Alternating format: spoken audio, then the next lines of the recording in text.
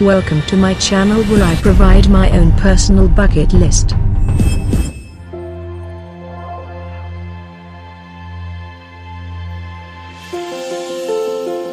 On today's video we are going to see some of the beautiful jewel collection from a French jewel manufacturer Cartier.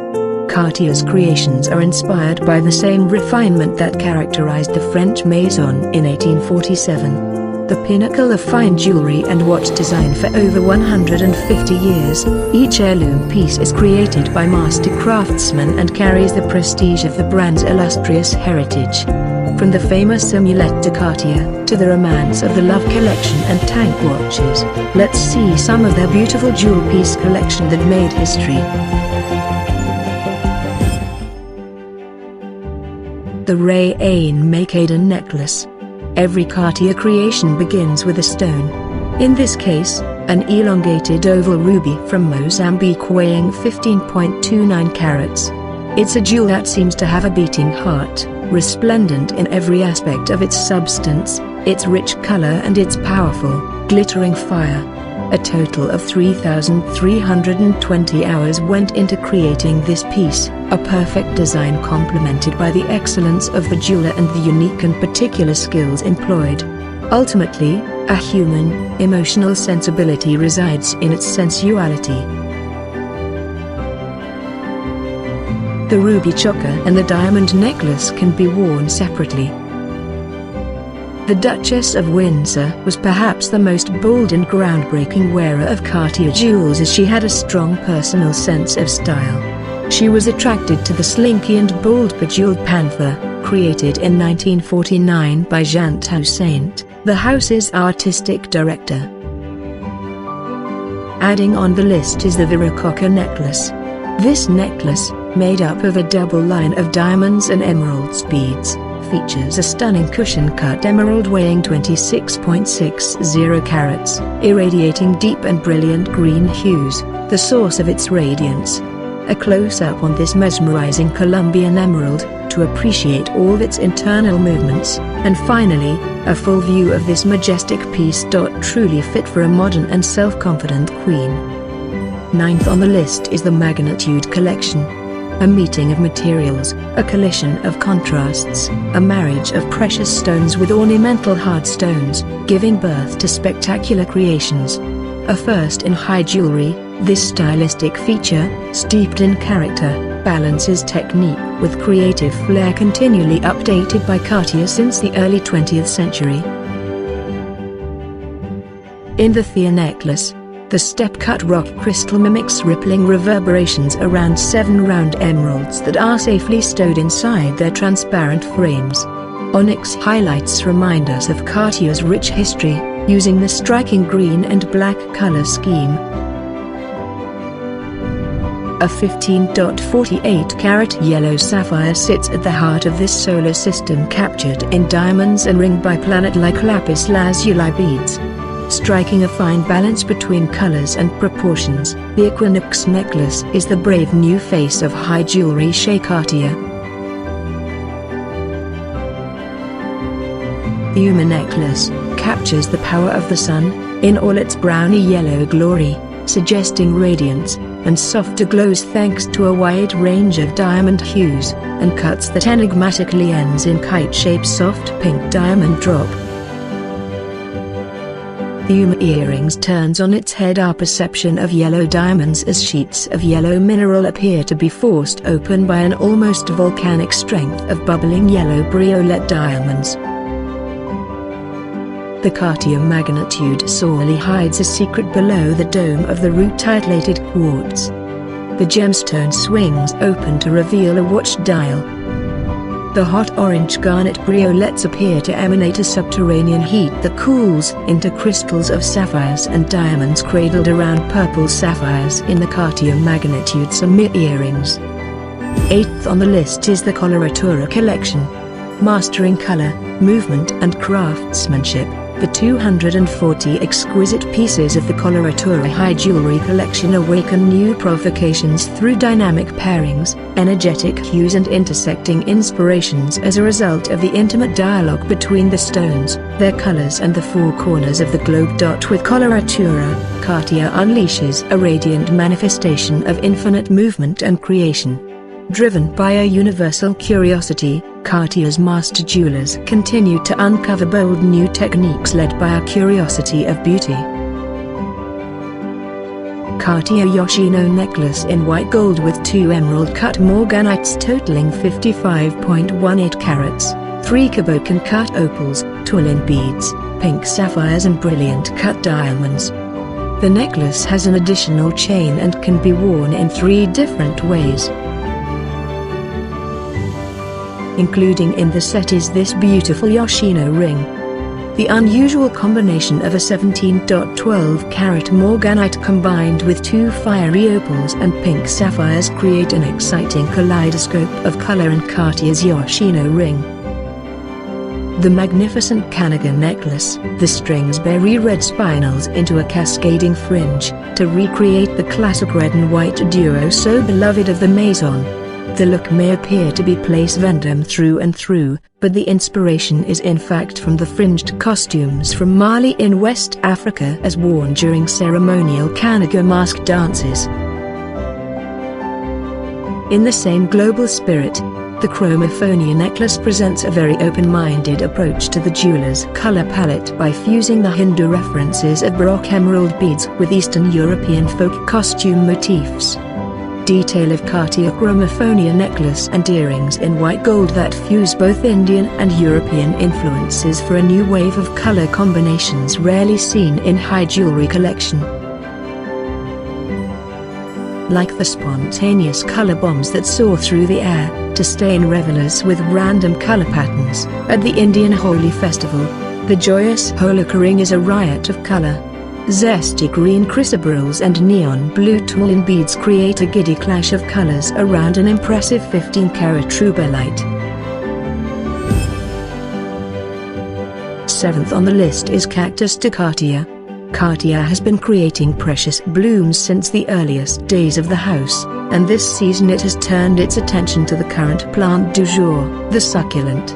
In a twist on the Parisian jeweler's usual choice of delicate flowers, the new Cactus de Cartier collection recreates a blossom that is beautiful yet untouchable. 6th on the list is the Panther de Cartier collection.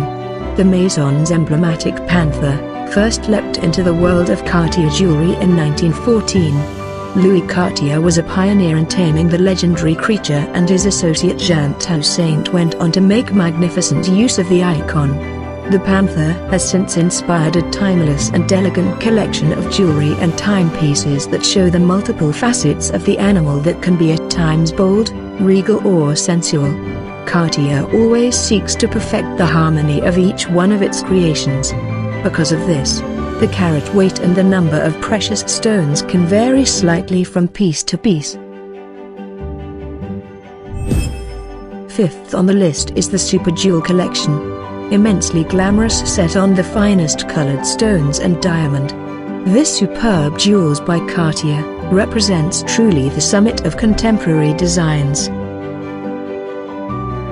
The collection comprises a superb ruby, one of the finest in the world.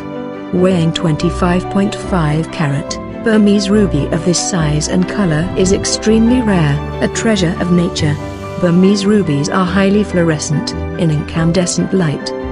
The stone comes alive since it is illuminated from within. This ruby is truly royal or imperial stone. It would have been fit on the hand of an emperor or a king.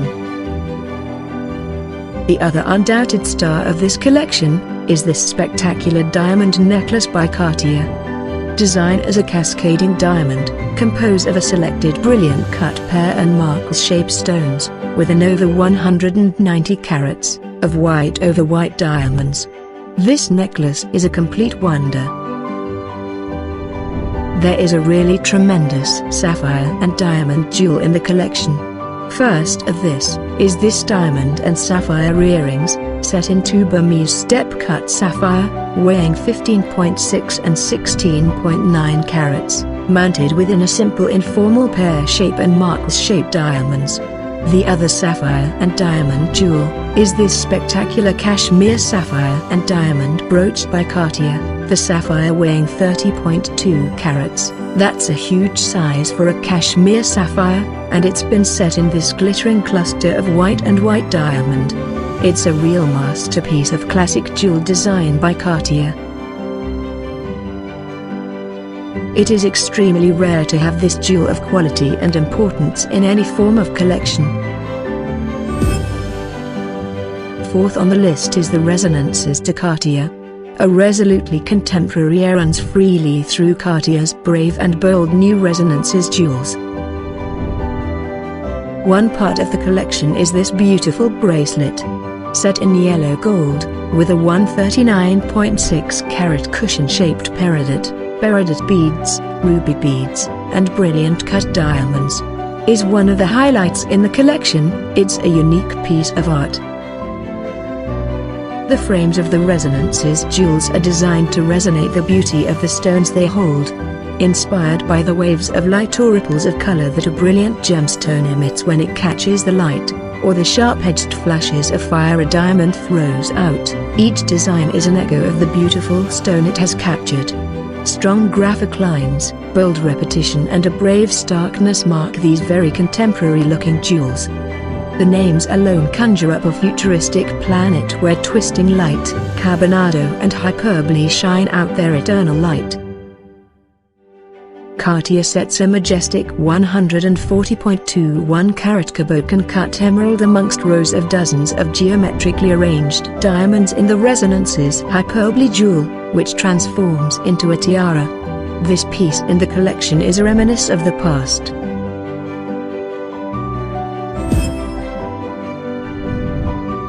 Third on the list is the Maharaja Jewel Collection. This collections of jewel dates to nearly 500 years ago. It really is an old Maharaja's treasure. This goes back to Mughal India. This was the most important dynasty that ruled the country. Sapphire, rubies, objects that are jeweled beyond belief, and some of the most amazing swords and daggers. Many of these objects and jewel were used by the noble and royal families of India. You can clearly see jewels that were inspired by Indian architecture, by Indian gems, by Indian jewels, and you now have the best of both. And this was the great meeting of minds and a culturally significant moment. One of the greatest example of the fusion of East and West was with Maharaja of Patiala, one of Cartier's greatest clients, and he would supply Cartier with trunks of jewels, and stones, and gems, and they made the most beautiful extravagant creations for him. One of them is a ruby beads choker, which is beautifully worn by Maharani of Patiala. This amazing natural pearl necklace by Cartier actually used to travel to India and to the Middle East to buy natural pearl, that was the source. And here you have this pearl necklace with an incredible graduation of size going down to almost 12 millimeters. There's so much fusion between the Maharajas and the big houses in Paris and London. When they were recreating old spinels, and old jade amulets, and emerald beads and diamonds, into deco jewels. The quality of the workmanship, the influence of East and West. This is a living history in new hand. Second on the list is the Tutti Frutti collection. A vibrant and joyous celebration of texture, form, and color, Cartier's Tutti Frutti designs are the much duplicated, most celebrated designs of the brand. Bracelets are the most well-known Tutti Frutti design, often fetching over $1 million at Sotheby's auctions. The company also designed clip-on earrings, necklaces, brooches, powder cases, and lapel pins in this style. First on the list is the Cartier Tiara collection. Cartier was known for as the royal jeweler, bringing you sparkling heirloom jewels of royal and noble families from across the globe. These tiaras are a perfect example of Cartier's craftsmanship at its best. The golden age of Cartier design is considered to be between the 1920s and 1930s, the height of Art Deco's timeless elegance. It was at this time that platinum began to be mastered in the making of jewelry at Cartier workshops. Platinum allowed for more freedom in design as it was more durable and was striking when set against diamonds and other brilliant gemstones.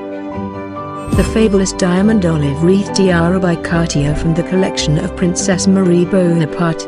It was made during her wedding to Prince George of Greece and Denmark in 1907. In this tiara, 2 olive branches of pave-set diamonds in platinum meet to surround a large central bear-shaped diamond pendant. Dotted throughout are large diamonds representing the fruit of the branches. These diamonds can be swapped out for emeralds set in gold. Made in 1937 to be worn at the coronation of King George V and Queen Elizabeth, this diamond and aquamarine tiara is an excellent example of the Art Deco style. Its central element can be detached and worn as a clip brooch.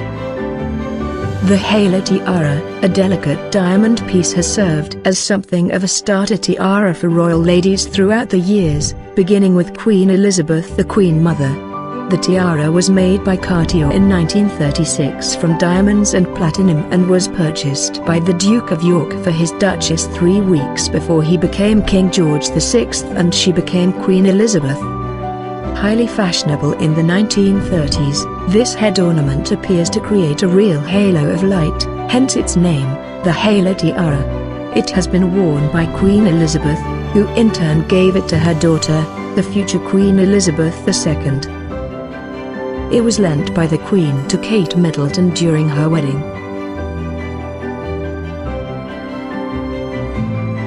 The Cartier tiara collection is such a vast collection and too many to mention. And Cartier is the jeweler of the royals from its humble beginnings up to this day. Thank you for watching and please don't forget to subscribe.